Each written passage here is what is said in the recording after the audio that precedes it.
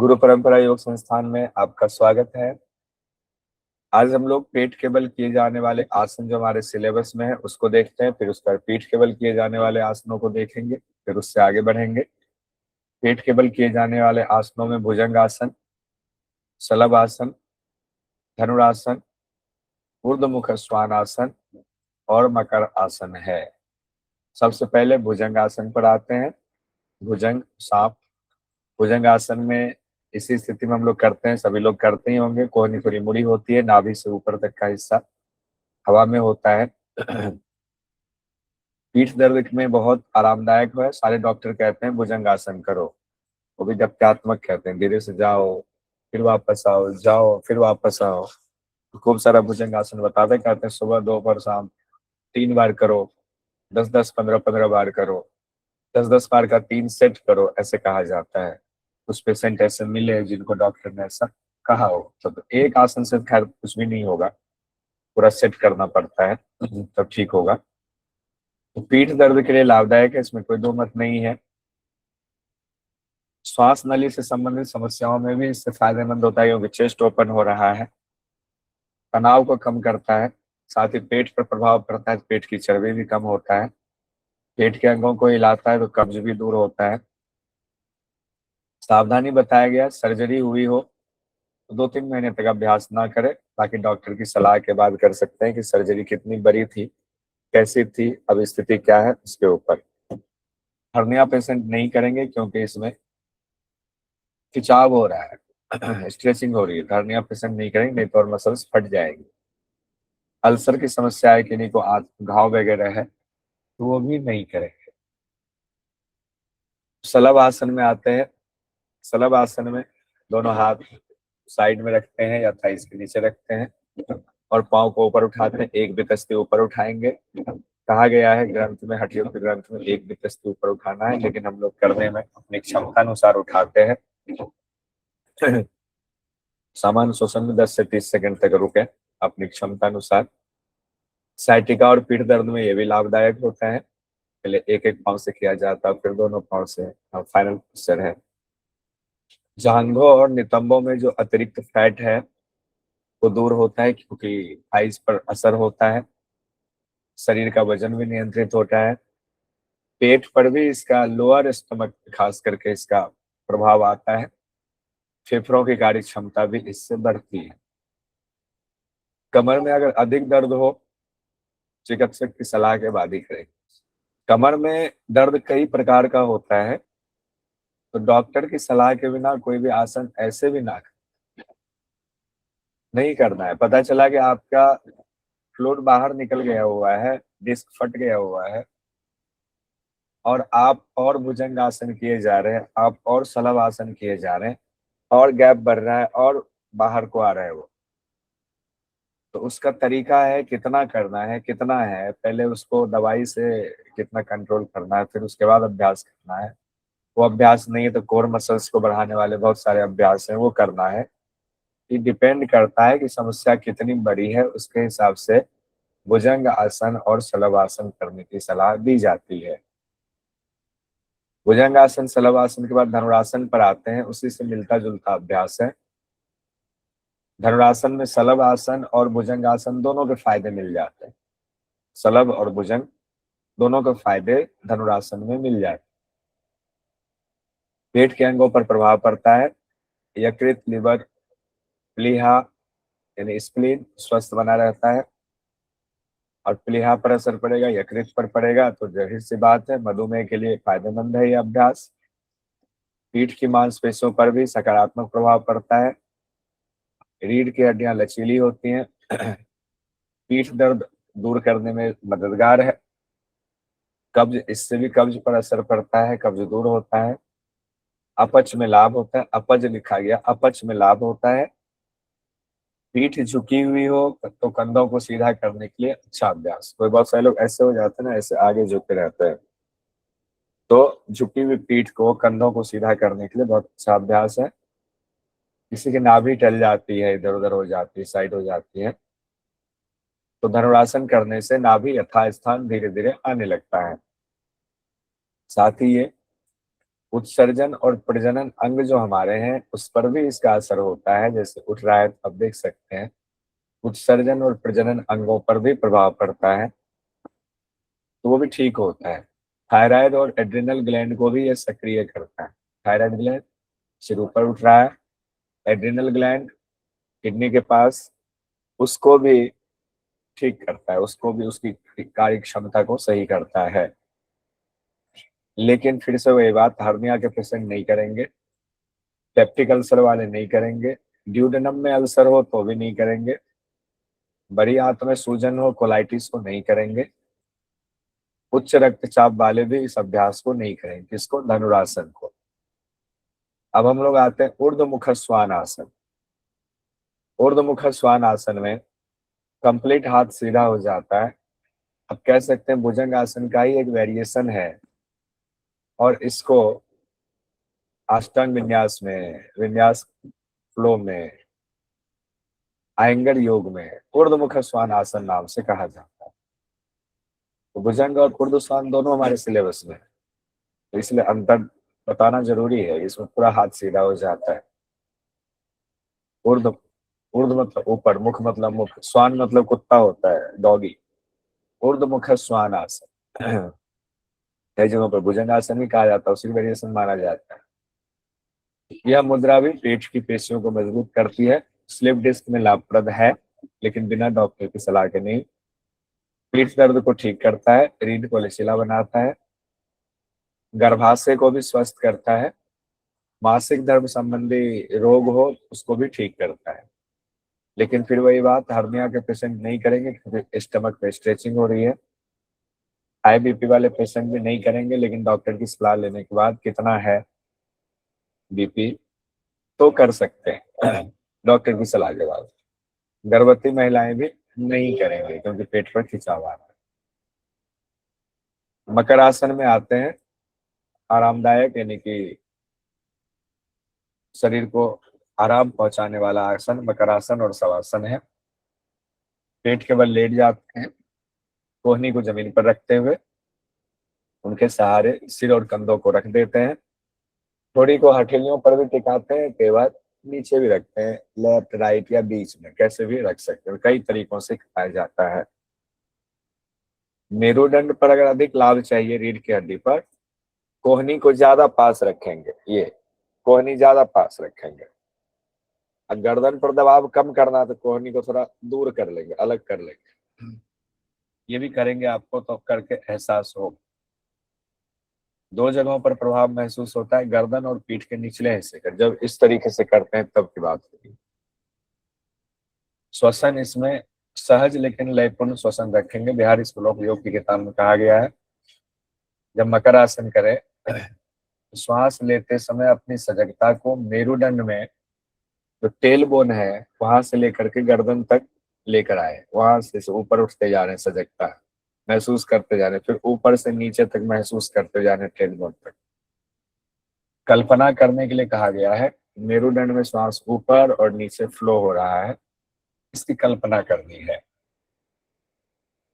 मकर आसन इस तरीके से भी किया जाता है। मकर आसन सिर नीचे भी है, सिर ऊपर भी है, साइड में रखें, दोनों साइड में या बीच में रखें, इस स्थिति में किया जाता है। स्लिप डिस्क में लाभप्रद है, साइटिका में लाभप्रद है, पीठ के निचले हिस्से में दर्द हो तो भी फायदेमंद है। पेट के बल लेटने वाले जो आसन होते हैं उसमें दमा और फेफड़ों के रोग की स्थिति में श्वास की सजगता के साथ ये आसन कराया जाता है। फेफड़ों में अधिक वायु प्रवेश होता है, कोविड के दौरान लोग बहुत कर रहे थे, डॉक्टर भी करा रहे थे। पीठ के बल करने वाले आसन, जिसमें हमें पढ़ना है हलासन, चक्रासन, सर्वांगासन, मत्स्यासन, शवासन, सेतुबंधासन। शवासन पहले दिया है, सेतुबंध बाद में दिया है, खैर देखते हैं। तो हलासन, हलासन की ये स्थिति है, तकरीबन सभी लोग करते ही होंगे अभ्यास। और हलासन को आयंगर योग में अलग तरीके से थोड़ा सा प्रॉप वगैरह का इस्तेमाल करके कराया जाता है, जिनसे नहीं होता है। प्रॉप्स उनके लिए होता है जिनसे आसन आसानी से नहीं होता है, तो शुरुआत में कराने के लिए, बाकी स्वस्थ आदमी के लिए, आपके हमारे लिए तो ऐसे ही कर सकते हैं। हलासन में मोरारजी देसाई राष्ट्रीय योग संस्थान की किताब में कहा गया है, यदि आपको कठिन लगता है तो पैरों से जमीन छूने के लिए जबरदस्ती करने की जरूरत नहीं है, पीछे दीवार पर भी पाँव रख सकते हैं। गर्दन पर पड़ने वाले दबाव को कम करने के लिए कंधे को कान तक ना उठाएं, कंधे को कान तक नहीं उठाना, ये भी कहा गया है। पैर पीछे ले जाते समय पीठ के निचले हिस्से में बहुत ज्यादा घुमाव ना दे, शरीर को झटका भी नहीं देना है। क्या नहीं करना और करना जानना ज्यादा जरूरी है। तो पहले क्या आते हैं हम लोग, पाँव दोनों ऊपर उठाते हैं उत्तान पादासन में, फिर आते हैं 30 डिग्री से 45 डिग्री, फिर हम आते हैं अर्ध हलासन, फिर सर्वांग आसन में आते हैं, फिर उसके बाद हम हलासन में जाते हैं। फायदे क्या है, सर्वांग आसन की तरह इसके फायदे हैं, पेट के अंग स्वस्थ होते हैं, स्पाइन को ज्यादा ब्लड की सप्लाई होती है, कंधे की मांसपेशियां लचीली और मजबूत होती है। फिर कहा गया है, बीकेएस आयंगर जी की किताब में पढ़ रहा था एक, लाइट ऑन योगा, बहुत अच्छी किताब है, बहुत पहले से था तो मैंने कहा जरा देखें क्या है इसमें। जब मैंने इसमें देखा तो इसमें एक बात लिखी हुई है, हाई बीपी के पेशेंट के लिए अच्छा है ये, लीजिए, अगर वो पहले हलासन का अभ्यास करे और उसके बाद सर्वांगासन का अभ्यास, लेकिन ये भी शिक्षक की देख रेख में करे, नहीं हो रहा तो प्रॉप्स की मदद से करें, तब कहा गया फायदेमंद है। हलासन पहले फिर सर्वांगासन, ऐसा उनका कहना है, तो इसलिए मैंने कोट किया हुआ। अब हम आते हैं चक्रासन का अभ्यास। चक्रासन, ये पोज करते हैं, इसे हम लोग और एडवांस करेंगे तो पीठ जो है और हाथ की तरफ चला जाता है, पाँव भी सीधा हो जाता है, तो अलग अलग तरीके से सब लोग करते हैं चक्रासन का अभ्यास। बहुत सारे लोग उत्थित चक्रासन भी करते हैं। यहाँ पर पोस्टर दिया हुआ है, मोरारजी देसाई राष्ट्रीय योग संस्थान का ये पोस्टर है जिसमें दिया हुआ है। पहले इस तरह से पहला पोजीशन है, फिर उसके बाद दूसरा पोस्टर है, पहले पीठ को उठा रहे हैं, सिर और पाँव है, हाथ भी लगा हुआ है, कमर उठ गया है पहले, फिर सिर भी थोड़ा उठा है, फिर पूरी तरह से बॉडी उठ गई, हाथ और पाँव पे है। स्पाइन को लचीला बनाता है, पीठ की मांसपेशियां मजबूत होती हैं इससे, हाथ और कलाई की मांसपेशियां मजबूत होती हैं क्योंकि हाथ पे पूरा वजन है। मैंने नहीं बनाया है, मोरारजी देसाई राष्ट्रीय योग संस्थान का सौजन्य है, उनका बना हुआ। नहीं, नोट्स से। हाँ अच्छा, नोट्स। साधक ऊर्जावान बनता है, बहुत मेहनत पड़ी है, शरीर से हल्कापन महसूस होता है, मेरुदंड, कमर, छाती, टखना, कंधा के लिए लाभदायक। ये मैंने बिहार स्कूल ऑफ योग, मोरारजी देसाई राष्ट्रीय योग संस्थान की जो प्रोटोकॉल पुस्तक, कई और पुस्तक है उसमें से, प्लस प्राण और प्राणायाम से भी लिया, और आयंगर जी की किताब लाइट ऑन योगा से भी लिया हुआ है। सावधानी रखना है, चक्रासन में हाई बीपी वाले पेशेंट ना करें तो अच्छा है, हार्ट पेशेंट ना करें तो अच्छा है, हर्निया के पेशेंट ना करें, गर्भवती महिलाएं ना करें, सावधानी रखनी है। अब आते हैं सर्वांग आसन, ये भी मोरारजी देसाई राष्ट्रीय योग संस्थान का पोस्टर है, जिसमें सर्वांग आसन और मत्स्य आसन, जो कि काउंटर पोज है इसीलिए इसको दिया हुआ है, काउंटर पोज के तौर पर दिखाया गया है। सर्वांग आसन, मत्स्य आसन। लाभ दिया गया, थायराइड के लिए लाभदायक होता है, चेहरे और आंखों को फायदा पहुंचाता है, पाचन ठीक करता है। कौन सा आसन कर रहे हैं, सर्वांग आसन। मधुमेह यानी डायबिटीज के लिए फायदेमंद है, थकावट, बवासीर और लो ब्लड प्रेशर में भी लाभदायक है सर्वांग आसन।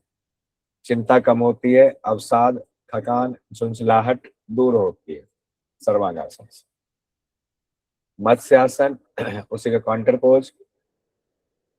मत्स्यासन जानते हैं, पद्मासन लगा करके हाथ को से पकड़ लेते हैं अंगूठे को, top of the head crown लगा होता है जमीन पे, तस्वीर को उठाई, हम लोग करते भी ऐसे ही हैं। उदर के अंगों की मालिश होती है इसमें, पेट के अंगों की, प्रभाव अच्छा पड़ता है, कब्ज दूर होता है, जिसमें पेट के अंगों की मालिश होगी तो कब्ज दूर होगा। छाती की मांसपेशियों के लिए लाभदायक है, फेफड़े स्वस्थ होते हैं, पीठ के ऊपरी हिस्सों की मांसपेशियों को सुदृढ़ बनाता है, रीढ़ को लचीलापन बनाने में मदद करता है, पीठ दर्द में लाभदायक है, पेरू यानी कि पेल्विक एरिया के लिए भी बढ़िया है ये, पेल्विक एरिया भी इसमें खिंचता है, तो आसन भी लगाए हुए हैं इसलिए भी। महिलाओं के यौन विकार में भी लाभदायक है, गर्भाशय की समस्या अगर किन्हीं को हो उसको भी दूर करता है, मधुमेह में भी लाभप्रद है। फिर आते हैं हम लोग शवासन और मृतासन में। ये तो सबका प्रिय आसन है। पीठ के बल लेट जाना है, सवबत सवबत उत्तान लेट जाइए, सीधा ही कहा गया है। बिहार स्कूल ऑफ योग की किताब में कहा गया भुजाओं को शरीर से थोड़ी दूरी पर रखेंगे। कितनी दूरी पर? 15 सेंटीमीटर उन्होंने लिखा हुआ है, जिसका मतलब है तकरीबन आधा फुट। आधा फुट शरीर से दूरी पर रखें। हथेलियां ऊपर की ओर हो।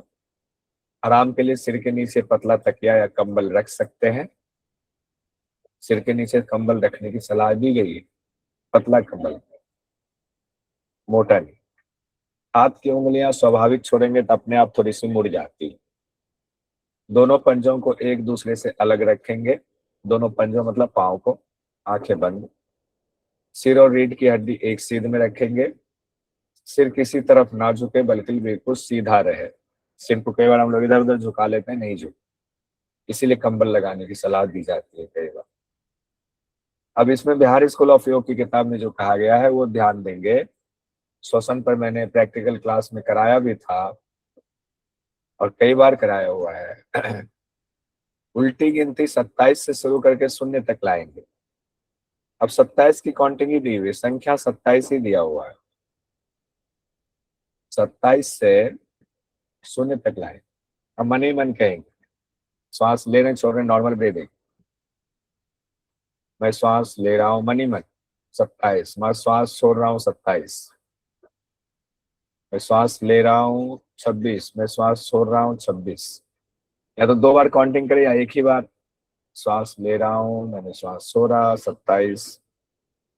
मैं श्वास ले रहा हूँ, मैंने श्वास छोड़ा 26। इस तरीके, हालांकि निर्देश दिया गया है कि 2 बार करना है काउंटिंग। कई जगहों पर भी निर्देश आता है कि एक ही बार करें, जरूरत नहीं है। शून्य तक पहुंचना है। अगर बीच में ध्यान कहीं और चला गया फिर से 27 से शुरू करना है। पता चला 27 की गिनती खत्म ही नहीं हो रही, उसी में ठहर से गए। ठीक है।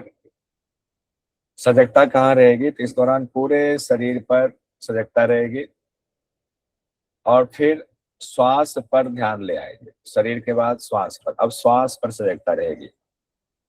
मन और शरीर को विश्रांति देता है, लाभ है। हम लोग पढ़े हुए हैं शरीर श्रम हर और विश्राम। चित्त विश्रांति। हाँ, चित्त विश्रांति का। आसन के अंत में, आसन के दौरान थकान हो, बीच में भी, सोने से पहले भी। इस आसन को कब करना है? कोई आसन कर रहे हैं, थक गए, सूर्य नमस्कार कर रहे हैं, थक गए, आ जाइए थोड़ा सा आसन ले लेते हैं, फिर करेंगे आसन। देखिए हठ प्रतिपिका में कहा गया उत्तानम सबवत भूमौ शयनम तत् शवासनम, शवासनम श्रांति हरम चित्त विश्रांति कारकम। जमीन पर सबके समान चित्त लेट जाए, शवासन है। शांति है, चित्त विश्रांति। अब आते हैं सेतु बंधासन। अब इसको कहा गया बाद में क्या ही करें, सेतु बंधासन। इसी तरह सेतु की तरह बन गया है, पूरा सेतु बन गया है। शवासन में आएंगे, फिर दोनों घुटनों को मोड़ेंगे, दोनों हाथों से दोनों एंकल पकड़ेंगे, कमर को ऊपर उठाएंगे। शुरुआत में सपोर्ट लेकर करते हैं, बाद में बिना सपोर्ट के करते हैं। सामान्य श्वसन में 10 से 30 सेकंड तक रुकेंगे, फिर श्वास लेते वापस आ जाए। लाभ, पीठ और गर्दन का खिंचाव दूर होता है। कमर के लिए बहुत अच्छा अभ्यास है। मलाशय और अन्य उदर के अंग खिंचते हैं। जननांग के लिए भी लाभदायक है, खासकर महिलाओं के लिए तो बहुत ही अच्छा आसन।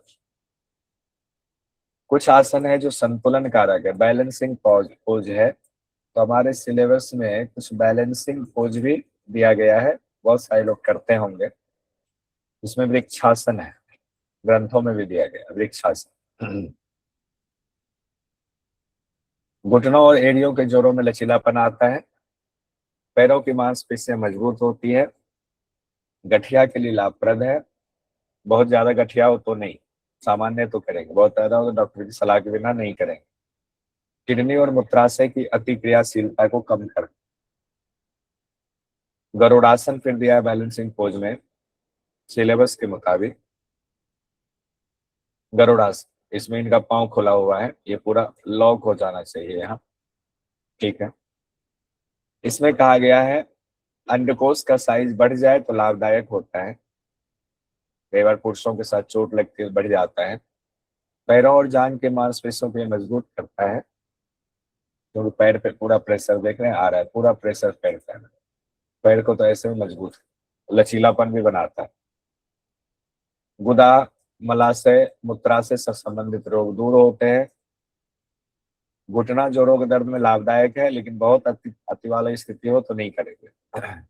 जैसे गंभीर गठिया रोग है, नहीं करेंगे। नसों में सूजन है, हड्डियों में चोट लगी है, नहीं करें। नमस्कार आसन में आते हैं, ये हम लोगों से सूर्य नमस्कार में पढ़ चुके हैं। सूर्य नमस्कार का पहला आसन अनाहत चक्र को एक्टिवेट करता है, एकाग्रता और शांति की अनुभूति होती है नमस्कार आसन से। नमस्कार आसन, टिट्टिव आसन, टिट्टिव आसन, फायर फ्लाई पोज। मैंने सोचा मैं अपना ही तस्वीर लगा दूं, फिर मैंने कहा ना, अपना नहीं लगाते हैं आप, रहने देते।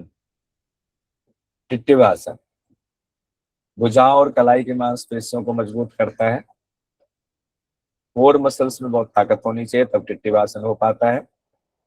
जांघों की भीतरी मांसपेशियों में लचीलापन लाता है, जांघों की भीतरी मांसपेशियों में लचीलापन लाता है। शरीर में संतुलन का अभ्यास होने से मानसिक एकाग्रता बढ़ती है। पेट के अंगों पर प्रभाव पड़ता है, जिससे पाचन बेहतर होता है। सावधानी कहा गया, कलाई में, कोहनी में, कंधे में चोट हो तो नहीं करेंगे। हाई बीपी वाले लोग नहीं करेंगे, गर्भवती महिलाएं तो बिल्कुल नहीं करेंगे। अब आते हैं नटराज आसन, डांसिंग, डांसिंग नटराज आसन। आगे शुरुआती स्टेज है, फिर तो पूरा सीधा हो जाएंगे, पूरा खींच लेंगे। कंधे और बाजू की मांसपेशियां मजबूत होती है नटराज आसन में।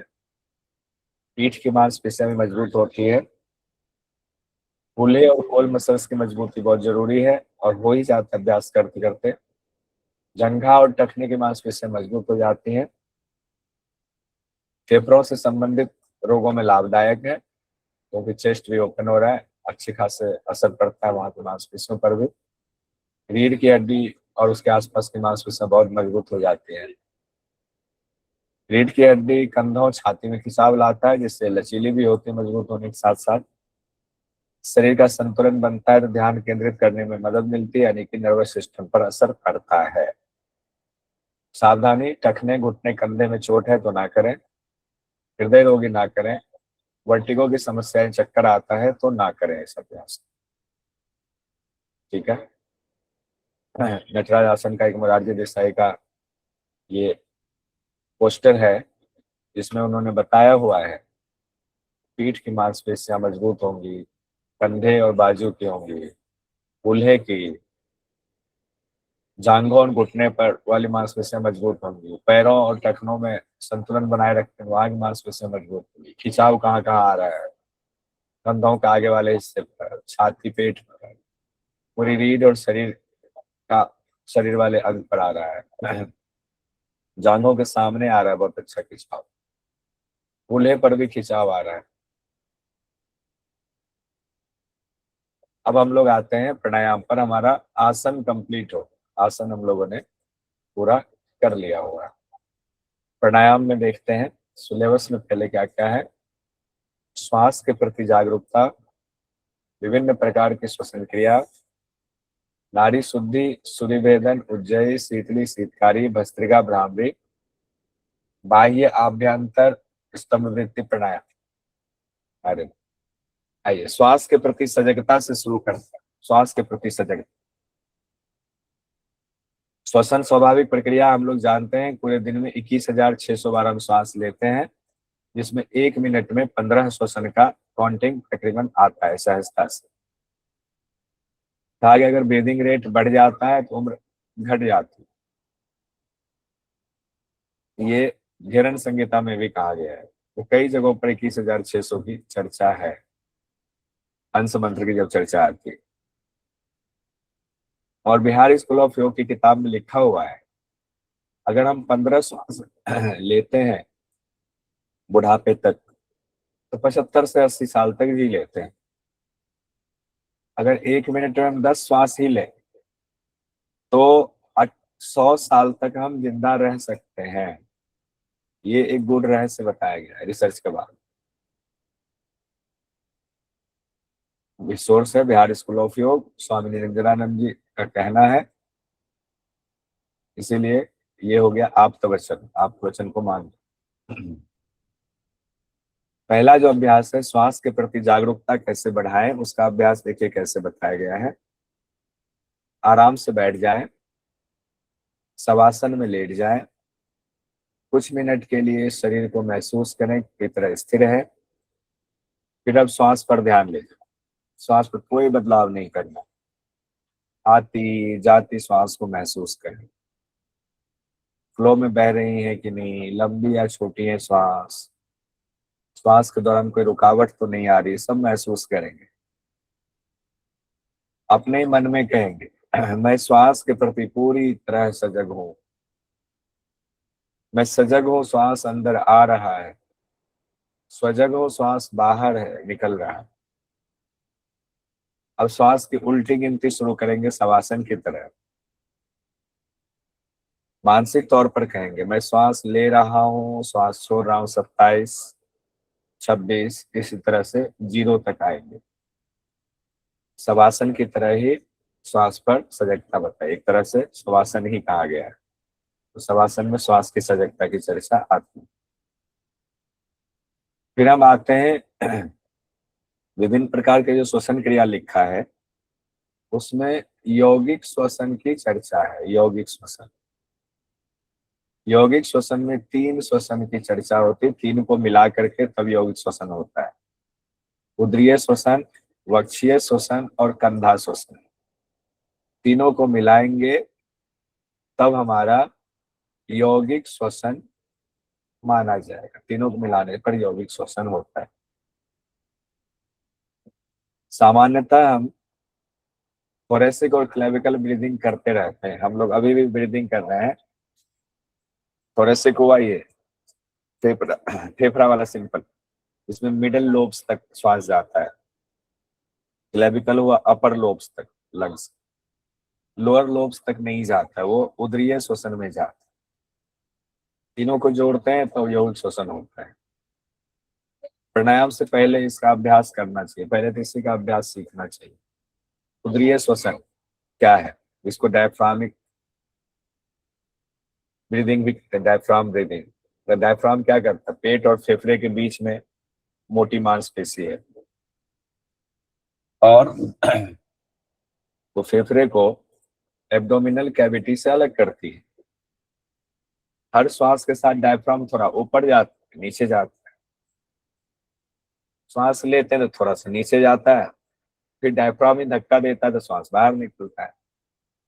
डायफ्राम ढीला छोड़ दे, डायफ्राम पे आज मैं काम नहीं करूंगा, तो गए काम से, हमारा काम हो जाएगा। श्वास ले लिया, डायफ्राम नीचे गया, कहा अब मैं नहीं आऊंगा ऊपर, तो गए काम से, अब सांस लिए ही हुए, और जब तक धक्का देगा नहीं तो निकलेगा ही नहीं। ऐसा लचीला होता है वो, ऐसा लचीला होता है। श्वास लिया, वो नीचे गया, तो अपने आप वो प्रेशर मारता है, तो हमें थोड़ी मदद मिलती है। कुछ तो हम खुद से थोड़ा सा कोशिश करते हैं, थोड़ा वो भी मदद करता है, और नहीं तो फिर तो बड़ी मुश्किल हो जाती है।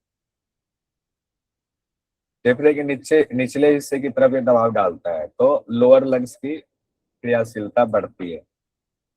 जैसे एक छोटा बच्चा हो, जैसे कि ज्योति जी का छोटा बच्चा है, मैंने देखा, देखो कर रही हो योग का अभ्यास, उनका देखिएगा उदरीय श्वसन चल रहा होता है, उनका उदर श्वसन, उनका यौगिक श्वसन अपने आप चल रहा हो, उदरीय श्वसन।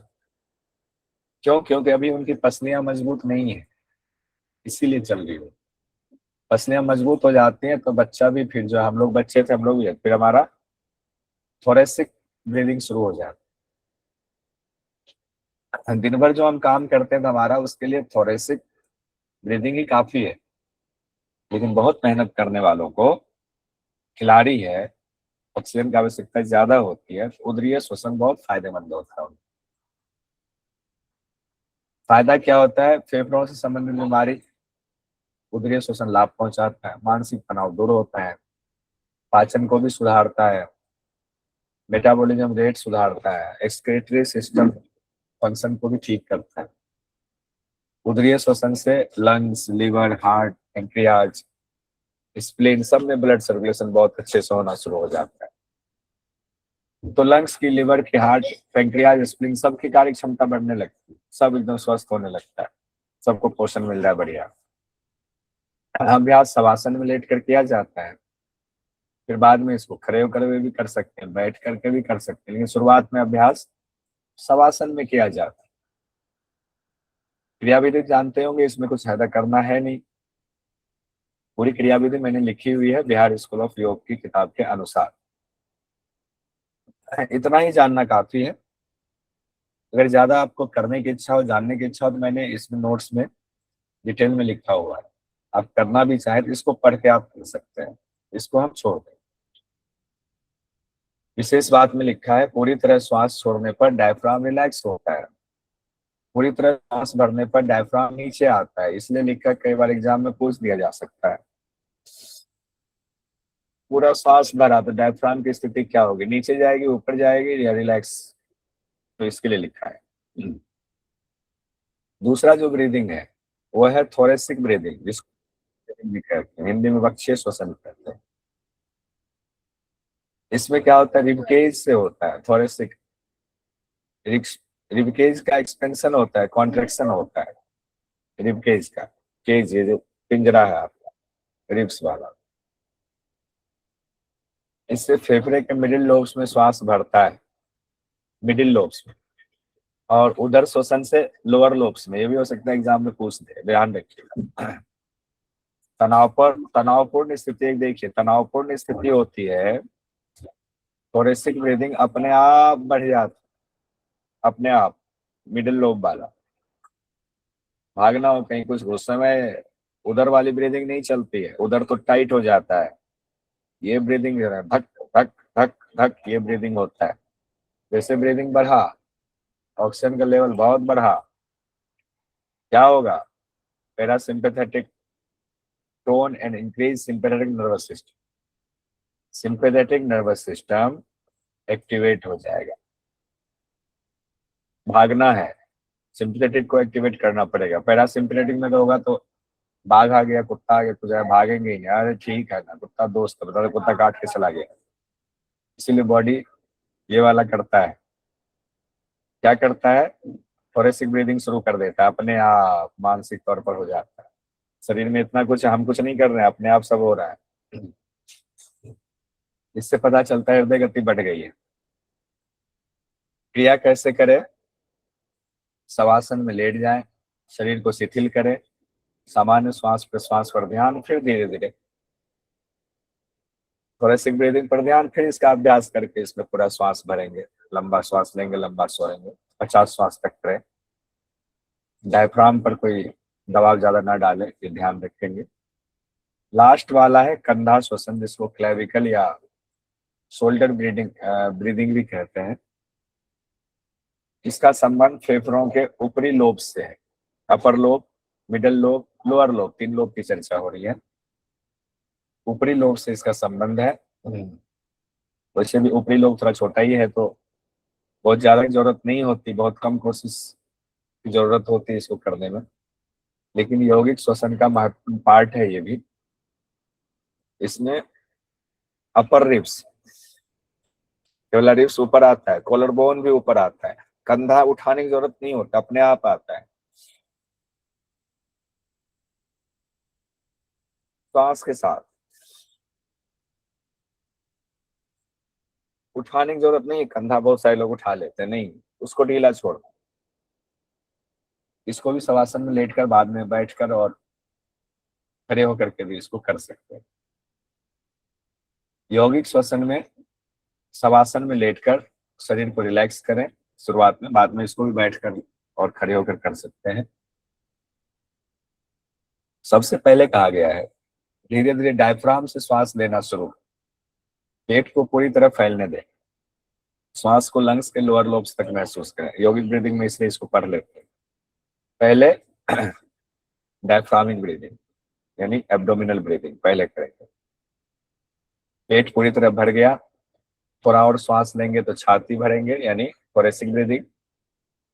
अंत में थोड़ा और, लिटिल मोर, तो कंधा और लिप्स, अपर लिप्स वो भी ऊपर आ जाएगा थोड़ा सा। बहुत ज्यादा उठाने की जरूरत नहीं, थोड़ा सा आ जाएगा अपने आप। छोड़ते समय उल्टा, ऊपर से श्वास निकले, बलून ब्रीदिंग भी इसको कहते हैं। मैंने एक वीडियो बनाया था बलून ब्रीदिंग, बलून लेकर के दिखा करके। कंधा थोड़ा रिलैक्स करेंगे पहले, फिर छाती रिलैक्स करेंगे, फिर धीरे धीरे पेट अंदर करते हुए पूरा श्वास बाहर निकालें। पूरा श्वास लेते समय पेट पहले, छाती फिर कंधा, छोड़ते समय छाती पहले, कंधा फिर छाती फिर पेट, ऐसे है। एक चक्र हुआ। ऐसे अलग अलग चक्र है। 10 राउंड का योग अभ्यास करें, बाद में बढ़ा सकते हैं। यौगिक श्वसन में कहा गया है लंग्स वर्टिकली और हॉरिजॉन्टली दोनों तरीके से फैलता है। सीधा भी फैलेगा, साइड भी फैलेगा, तो फेफड़े की कार्य क्षमता बढ़ती है, मानसिक स्वास्थ्य के लिए बेहतर होता है, इलास्टिसिटी बढ़ती है। ये मत सोचिएगा जिनका लंग्स बहुत फैला हुआ है एक रोग भी होता है। लंग्स की इलास्टिसिटी खत्म हो जाती है, छाती चौड़ा हो जाता है। इलास्टिसिटी खत्म हो गई तो सांस छोटी हो जाती है। यहाँ इलास्टिसिटी बनी, टोन बना हुआ है, तब आप लेंगे छोड़ देंगे लंबा। एक बहुत इंपॉर्टेंट ब्रीदिंग है पैराडॉक्सिकल ब्रीदिंग, जिसको विरोधाभासी श्वसन भी कहते हैं। पैराडॉक्सिकल ब्रीदिंग, चौथा श्वसन। 3 प्राकृतिक श्वसन देख लिए, इसमें हांफते हुए श्वसन क्रिया होती है। कहते हैं ना, जब कोई चीज देख लिया, सांप देख लिया, कुछ हुआ, भागे वहां से, सदमे में, डर में, भय में भागे वहां से, हांफने वाली स्थिति हो जाती है, उसको विरोधाभासी श्वसन कहते हैं। उसमें ब्रीदिंग उल्टी हो जाती है। उल्टी मतलब जनरली हम लोग श्वास लेते हैं पेट ऊपर आता है, उसमें नहीं। उसमें श्वास लेते हुए पेट अंदर जाएगा, छोड़ते हुए पेट बाहर आता है। क्यों? ये आप नहीं करते हैं, ये शरीर कर रहा होता है। क्यों? श्वास लेते समय जब पेट अंदर होगा, किडनी पर असर पड़ेगा, और किडनी पर जो ग्रंथि है, एड्रेनल ग्रंथि, उस पर दबाव पड़ेगा, वो एक्टिव होगा। अरे जरूर कुछ गड़बड़ हुई है, हमें जगाया जा रहा है, कुंभकर्ण को जगाया जा रहा है, आपदा आई, भागो, फाइट और फ्लाइट, लड़ो भागो या क्या करना डिसाइड करो। इसीलिए होता है। इसको विरोधाभासी श्वसन। पिछली बार एक बार क्वेश्चन ऐसे पूछ दिया था एक ब्रीदिंग से, हमने कहा इस बार सारी ब्रीदिंग ले ही लेता हूँ बिहार स्कूल ऑफ योग। तकरीबन तकरीबन हमने ले ही लिया हुआ, छोड़ा ही नहीं। पूछो क्या पूछना है। डीप ब्रीदिंग एक होता है, डीप ब्रीदिंग का अभ्यास रोज सुबह किया जा सकता है। इसमें पूरा श्वास भरे, पूरा श्वास खाली किए, सब स्थिति में खड़े हो जाएं, लंबी गहरी श्वास लें, कोई आवाज नहीं करना है श्वास लेते समय। श्वास भरते समय छाती आगे आएगा, लेकिन बैक में पीछे आर्च नहीं बनने देंगे। कंधा स्वाभाविक तौर पर थोड़ा ऊपर आएगा अपने आप, जबरदस्ती कंधा नहीं उठाना है, सिर को सीधा रखेंगे। श्वास छोड़ने के दौरान ऊपर से नीचे की तरफ श्वास छोड़ेंगे, यौगिक ब्रीदिंग की तरह, लेकिन पेट को बहुत प्रेशर नहीं देना, पेट में प्रेशर नहीं देना, लंबा श्वास लेना। ठीक है। 3 डीप ब्रीदिंग का एक चक्र माना गया है, ऐसा किताब में लिखा, बिहार स्कूल ऑफ योग की किताब में। अब एक क्वेश्चन यहाँ से पूछा गया था विलोम प्राणायाम से, आप लोगों ने पढ़ा नहीं होगा इसको। रिवर्स ब्रीदिंग ये है, इससे पूछा गया था श्वास में अवरोध पैदा किया जाता है कौन से प्राणायाम के दौरान। अरे बाबा, ये रिवर्स ब्रीदिंग है, रिवर्स ब्रीदिंग। इसमें लिखा है विलोम प्राणायाम में श्वास लेने या श्वास छोड़ने की पूरी प्रक्रिया के दौरान श्वास को बीच बीच में रोका जाता है, टोका जाता है, बीच बीच में रोका जाता है। अच्छा, लाइट की वजह से हो रहा है क्या? अब तो हरियाली नहीं है ना, हरियाली खत्म हो गई ना। हाँ, लाइट का ही सारा खेल है। अच्छा, ये लाइट इसका मतलब कमजोर पड़ गया, दूसरी नई लाइट बढ़िया वाली लानी पड़ेगी। ठीक, वो भी ले जाएगी। तो बीच बीच में श्वास में व्यवधान पैदा किया जाता है, रुकावट पैदा किया जाता है। इस वजह से श्वास पर ज्यादा नियंत्रण होता है। किस प्राणायाम में अब व्यवधान पैदा किया जाता है? तो विलोम में। एक बार तो पूछ दिया गया, आगे पूछेगा कि नहीं पता नहीं। इसमें 3 टेक्निक से रीड किया जाता है, तीनों टेक्निक पढ़ ही लेंगे। Technique 1, technique 2, technique 3। टेक्निक 1 में है interruption of inhalation, technique 2 interruption of acceleration, technique 3 में है interruption of inhalation and acceleration. Simple है, एक समझ जाएंगे तो आराम से समझ जाएंगे। पहले एक की अवस्था बता देता हूँ, फटाफट बराबर तीनों बोल देंगे। शवासन में लेट जाएं, किसी भी आरामदायक आसन में बैठ जाएं, दोनों में कर सकते हैं, बैठकर या लेटकर। पूरे शरीर को आराम की स्थिति में ले आए। कुछ मिनट अपनी स्वाभाविक जो श्वसन है उस पर सजगता रखें।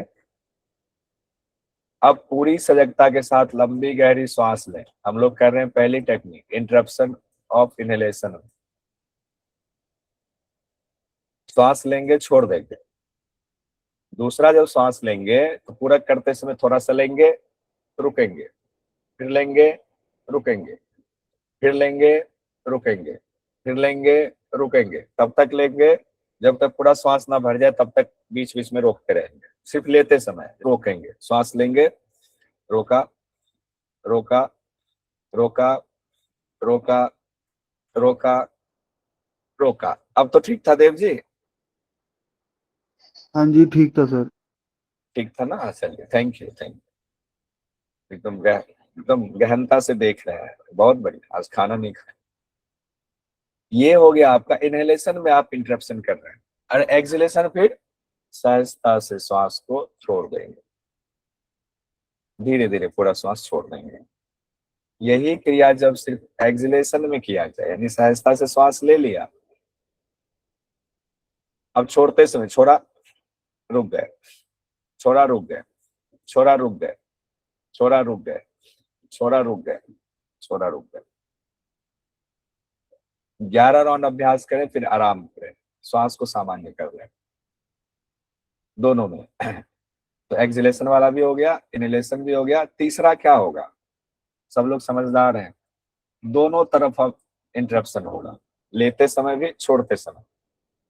लिया, रोके, रोके, रोके, रोके, रोके, रोके। अब छोड़ रहे हैं, छोड़ा, रोके, रोके, रोके, रोके, रोके।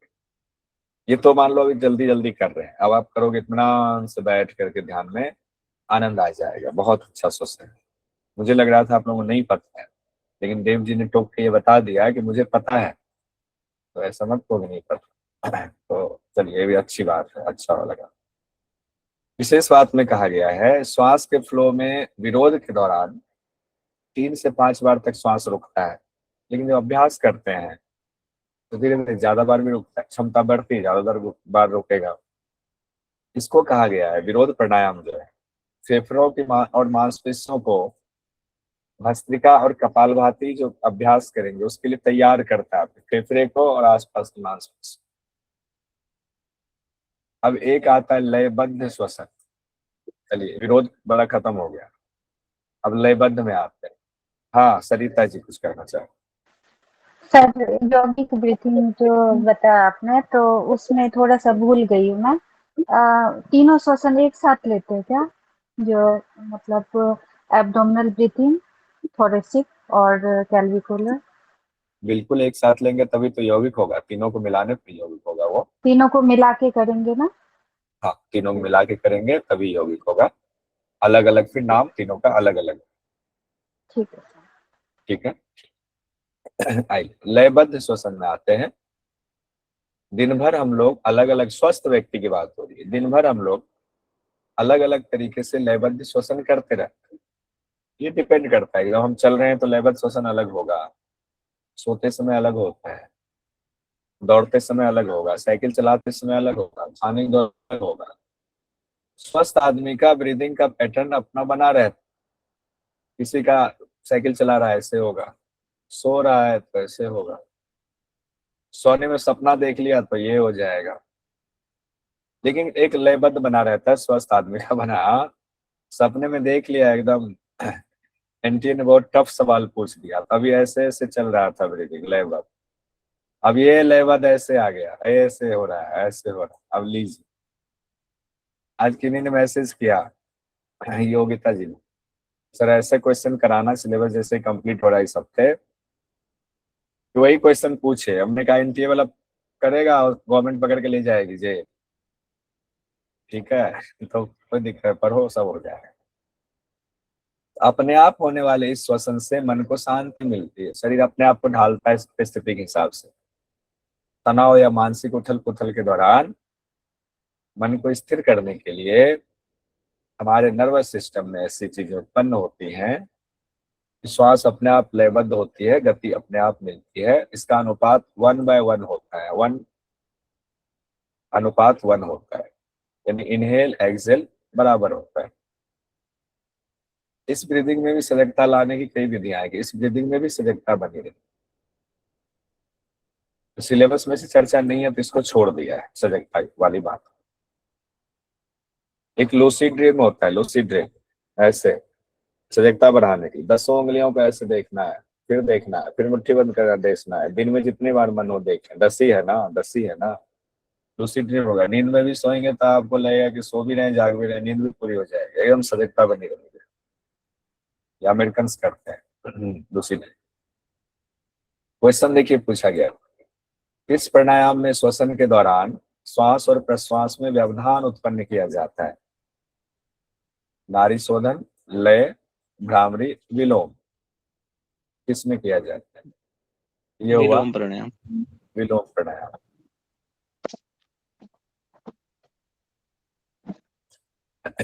ठीक है, विलोम प्राणायाम। विलोम प्राणायाम पढ़ ही लिया, अगर उसमें आए कितने स्टेज होते हैं, 3 होते हैं। अब हम लोग आते हैं कुंभक के प्रकार। कुंभक के 3 प्रकार जनरली होते हैं, अंतरंग कुंभक, बाह्य कुंभक, केवल कुंभक। पूरक करके श्वास रोकना अंदर, अंतरंग कुंभक हो गया। जब श्वास को बाहर छोड़कर रोका जाता है, बाह्य कुंभक हो गया। और केवल कुंभक आपका हो गया जब श्वास जहां है वहीं रोक दिया जाए, जितनी देर तक मर्जी उतनी देर तक रोक दिया जाए, कोई प्रयास नहीं कर रहे हैं, केवल कुंभक हो गया। एक है समवृत्ति प्राणायाम, हम देखते जाइए, नाम सुनते जाते, समवृत्ति प्राणायाम, फिर नाड़ी शोधन पढ़ाएंगे। समवृत्ति प्राणायाम, सम मतलब बराबर, भगवद गीता पढ़ रहे हैं हम लोग लगता है। इसका अर्थ है, क्या पता पूछना दे, इसलिए हमने कहा कुछ छोड़ना नहीं है, तो ढूंढ ढूंढ के निकाला है आपके लिए। जब पूरक, कुंभक, रेचक और कुंभक चारों, पूरक, कुंभक, रेचक, बाह्य कुंभक समान मात्रा में हो, इसी को समवृत्ति प्राणायाम कहा जाता है।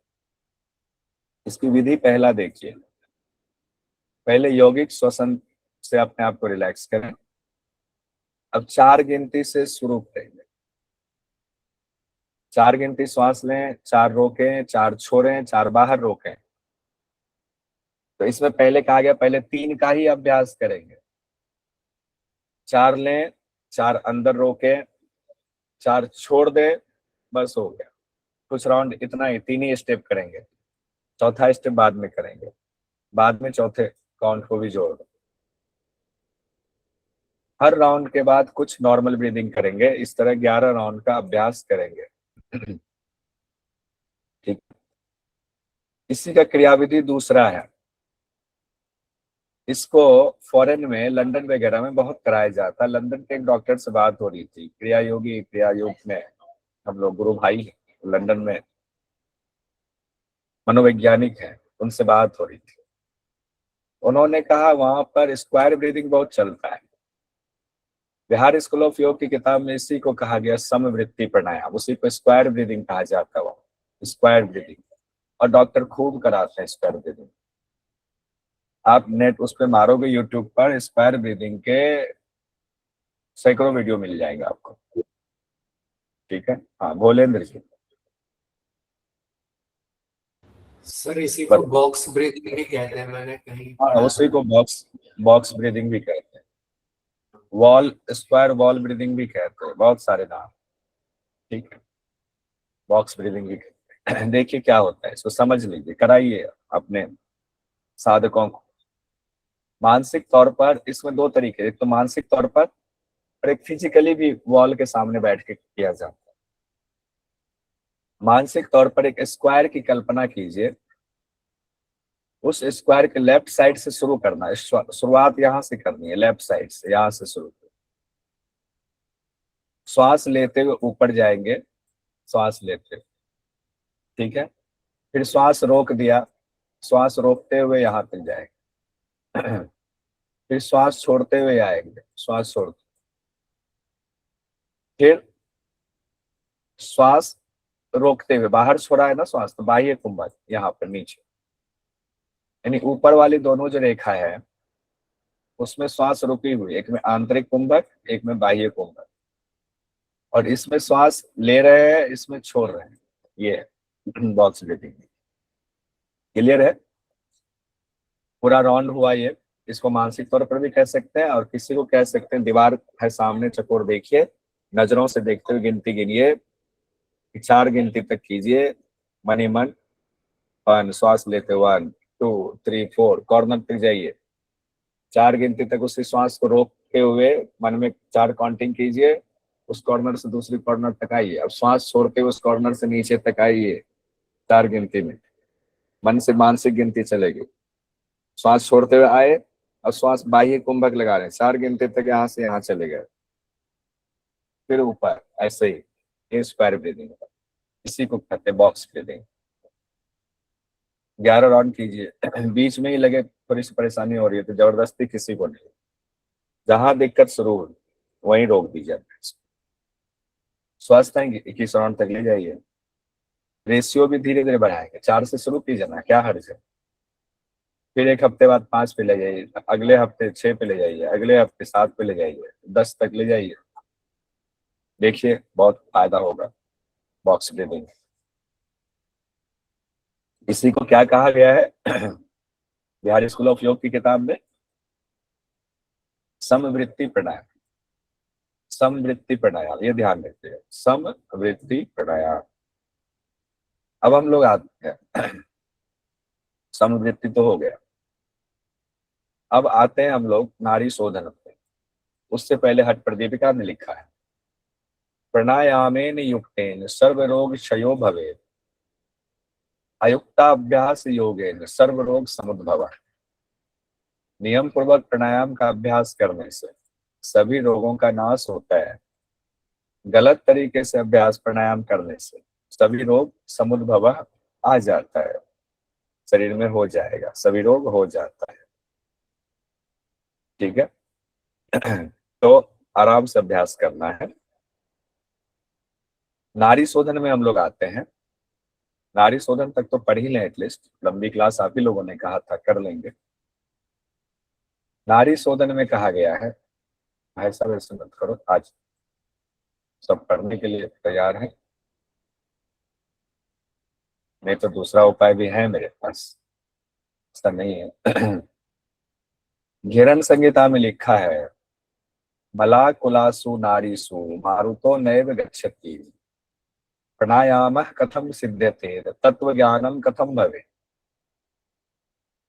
तस्माद आदो नारी शुद्धि प्राणायाम ततो अभ्यसे। यानी जब तक नाड़ियों में मल भरा हुआ है, वायु का फ्लो नहीं होगा और प्राणायाम की सिद्धि नहीं होगी तो तत्व ज्ञान कथम भवे, तस्मात आदो नारी शुद्धि, तो पहले शुरुआत में नारी शुद्धि पे, उसके बाद प्राणायाम ततो अभ्यसे, प्राणायाम ततो अभ्यसे। हठ प्रदीपिका में लिखा है,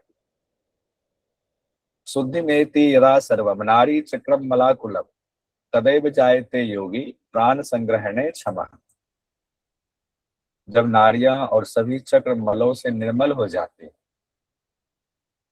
तभी साधक प्राणवायु को नियंत्रित कर पाता है। अलग अलग ग्रंथों में और नाड़ी शोधन का अभ्यास दिया हुआ है, आप लोग चाहें तो इसका कंपैरेटिव स्टडी कर सकते हैं, बना सकते हैं, कई लोगों ने बनाया भी हुआ है। हठ प्रदीपिका में जो नाड़ी शोधन कहा गया है, इरा से पूरक, पिंगला से रेचक, पिंगला से पूरक, कुंभक करें और इरा से रेचक कर दें। आप कहेंगे तो क्या पहले कुंभक नहीं करना है? पहले में तो नहीं कहा, लिखा है मंत्र में ऐसे ही, हालांकि कुंभक माना जाएगा, लेकिन लिखा है इसे, इरा से पूरक, पिंगला से रेचक, पिंगला से पूरक, कुंभक और इरा से रेचक कर दें। दूसरे का 10वां, दिन में 4 बार 3 महीने तक करने से नाड़ियों की शुद्धि होती है, हठ प्रदीपिका के मुताबिक ऐसा कहा गया है। घिरण संहिता में पंचम उपदेश में प्राणायाम की चर्चा है। कोई शुरुआत के 4 उपदेश बता देंगे सीक्वेंस में घिरण संहिता में, देखें तो याद है कि नहीं। अरे सन्नाटा, शांत, क्या पूछा सर आपने, मैं सुन नहीं पाया, क्या पूछा? षटकर्म आसन मुद्रा षटकर्म आसन मुद्रा प्रत्याहार और फिर आ जाएगा प्रत्याहार प्राणायाम। प्राणायाम। मैं तो ऐसे कर लेती हूँ, शोधनम दृढ़ता स्थैर्य धैर्य च लाघवम प्रत्यक्षम च निर्लिप्तम च घटच सत्व साधनम। इससे मुझे उसका भी पता चल जाता है, लेसन भी और उसका फायदा भी। हरिता जी एक बार बता दीजिए। शोधनम शुद्धि होती है, यानी षटकर्म से शुद्धि। दृढ़ता सुनिए, यानी आसन से मजबूती होती है। दृढ़ता, स्थैर्य मुद्रा से स्थिरता आती है। स्थैर्य धैर्य, प्रत्याहार से धैर्य आता है। उसके स्थैर्य धैर्य लाघवम आता है प्राणायाम से, लाघवता। उसके लाघवम प्रत्यक्षम, प्रत्यक्षता आती है ध्यान से। और निर्लिप्तता आती है समाधि से। तो पहला कौन सा हो गया? आसन पहला षटकर्म हो गया, आप ये कह रहे हो। हाँ, दूसरा आसन हो गया, आसन, तीसरा हाँ, मुद्रा हो गया, मुद्रा, हाँ, चौथा प्रत्याहार हो गया। हाँ। चलिए, याद आया सभी लोगों को? सब लोग ध्यान कीजिए। पंचम उपदेश प्राणायाम का है। वहाँ नाड़ी शोधन के 2 प्रकार बताए गए हैं, समनु और निर्मनु। समनु नाड़ी शोधन बीज मंत्र के साथ, निर्मनु धौती कर्म के साथ। याद कर लीजिएगा, वहां से इतना लिखना काफी है। रत्नावली के तृतीय उपदेश में डायरेक्ट तो नहीं, इनडायरेक्ट चर्चा की गई है, प्राणायाम से नाड़ी शोधन की चर्चा की गई। प्राणायाम से नाड़ियों की शुद्धि होती है।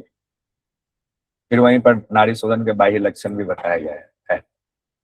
अब हम लोग आते हैं नाड़ी शोधन की क्रियाविधि व्यवहारिक तौर पर जो की जाती है।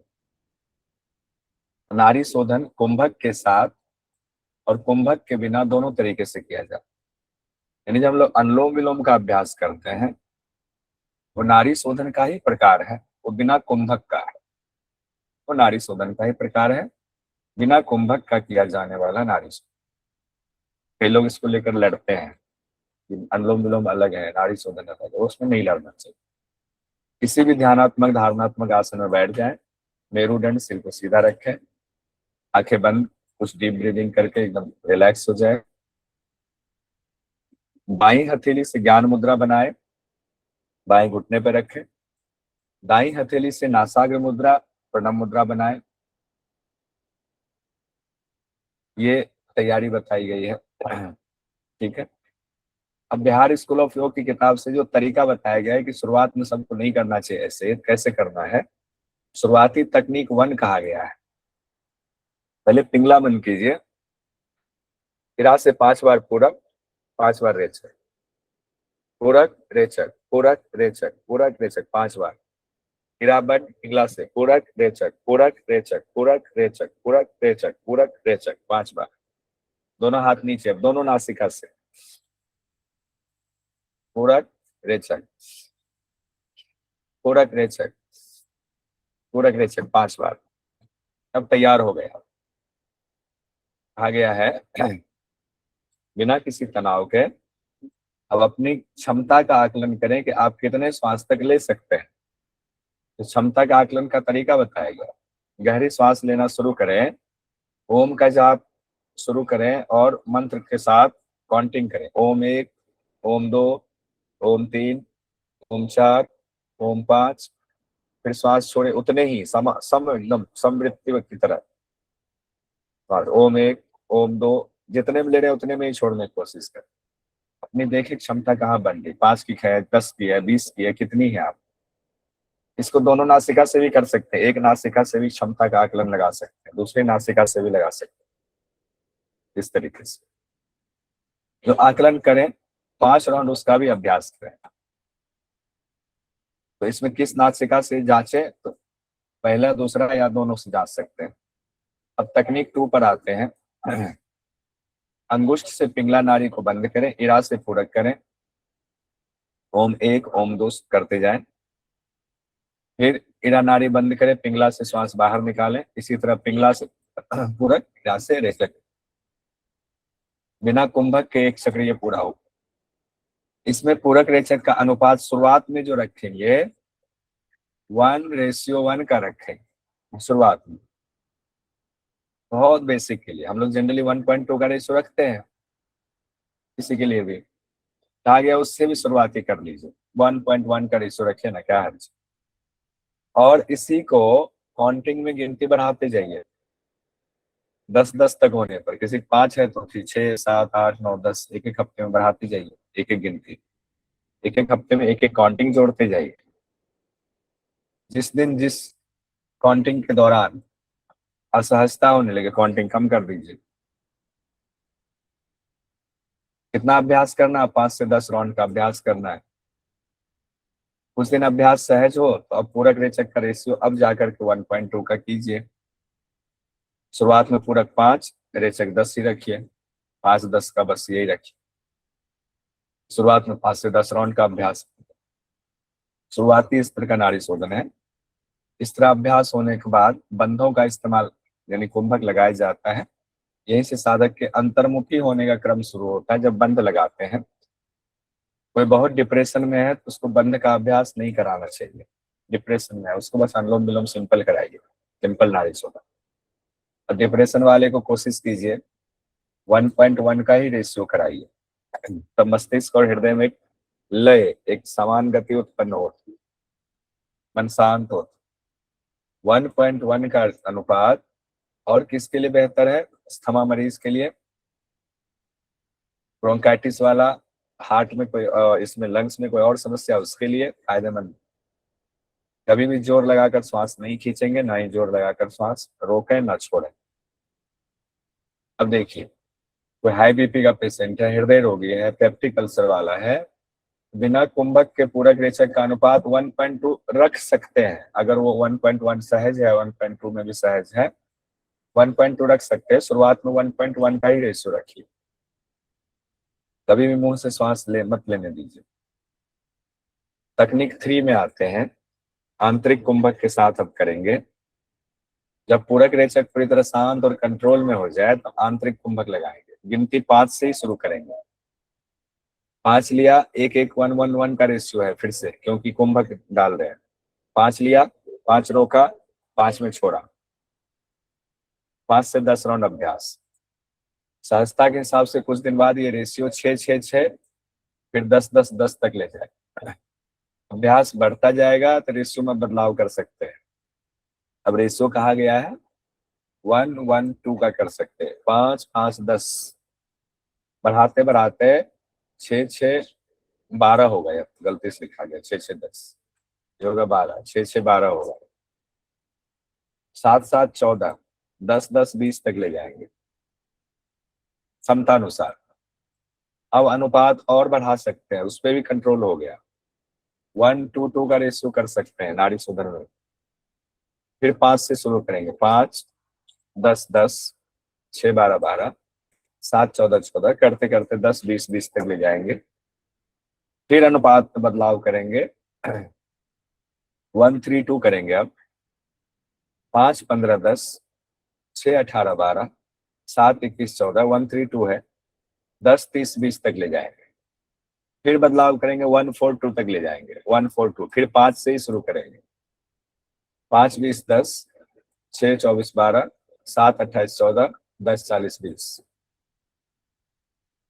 ध्यान रखेंगे, हृदय रोगी, हाई बीपी या गंभीर बीमारी वाले पेशेंट के लिए ये ठीक नहीं है। अस्थमा जिनको ज्यादा, उनके लिए भी उचित नहीं है कि ये सब रेशियो बढ़ाए। ग्रंथों में 1:4:2 का रेशियो जनरली दिया जाता है, 16, 64, 32 का 1:4:2 का रेशियो दिया जाता है।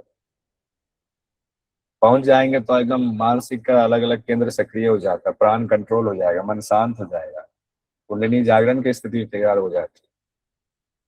तकनीक 4 में देखते हैं, अब बाह्य कुंभक के साथ करेंगे, यानी 1 1 1 1 पहले 5 5 से शुरू करेंगे, बढ़ाते बढ़ाते 10 10 10 तक ले जाएंगे। उसी तरीके से है स्टेज 2 में, यानी चौथी तकनीक में है 1 1 2 1, 5 5 10 5, 10 10 20 10। स्टेज 3 में 1 2 2 1 सैंडविच बन गया, 1 2 2 1, इसको भी 10 20 20 10 तक ले जाएंगे, 5 10 10 5 से शुरू करके। फिर इसी में स्टेज 4 है, इसमें 1 2 2 2, 1 2 2 2, 5 10 10 10, 10 20 20 20। स्टेज 5 भी है इसमें, 1 3 2 2, 5 15 10 10, 10 30 20 20। स्टेज 6 1 4 2 2, यानी 5 20 10 10, 1 4 2 2 तक पहुंच गया होगा, 1 4 2 2 तक लाके छोड़ेंगे इसे, 1 4 2 2 तक। इसमें बस ये 1 4 2 तो होता ही है। बाह्य कुंभक, बाह्य कुंभक भी 2 के रेशियो में ले गए। सजगता कहाँ रखेंगे? इस दौरान मन को अपनी गिनती और श्वास के प्रवाह पर ही रखना चाहिए। मन भटक सकता है, इसलिए सजग रहना चाहिए। आज्ञा चक्र पर ध्यान लगाने की कोशिश करनी चाहिए। ध्यान की स्थिरता के लिए गिनती के साथ मंत्र को जोड़ सकते हैं। और नाड़ी शोधन का अभ्यास कब करते हैं? षटकर्म और आसन के बाद, लेकिन बाकी प्राणायाम के पहले करना चाहिए। लेकिन कई बार नाक वगैरह बंद हो, जल नीति का अभ्यास कर लेना चाहिए। कई बार भस्त्रिका प्राणायाम भी पहले कर सकते हैं, उसके बाद नाड़ी शोधन कर सकते हैं, ऐसा भी कराया जाता है। नाड़ी शोधन का लाभ क्या है? ऑटोनॉमिक नर्वस सिस्टम में संतुलन आता है, एएनएस में। अनेक रोग तो अपने आप ठीक होने लगते हैं। पीनियल ग्रंथि कार्य प्रणाली में सुधार होता है। पिट्यूटरी ग्रंथि पर भी सकारात्मक प्रभाव पड़ता है। मस्तिष्क का जो फ्रंटल वाला हिस्सा है वो सक्रिय होता है। आज्ञा चक्र पर प्रभाव पड़ता है, आज्ञा चक्र पर नाड़ी शोधन से। प्राण पर कंट्रोल होता है, मन शांत होता है। विचारों में स्पष्टता आती है, एकाग्रता आती है, डिप्रेशन दूर होता है, नाड़ियों और चक्रों की शुद्धि होती है। आध्यात्मिक स्तर पर उच्चतर अभ्यास के लिए साधक तैयार होता है। आज हम लोग यहीं तक रहने देंगे।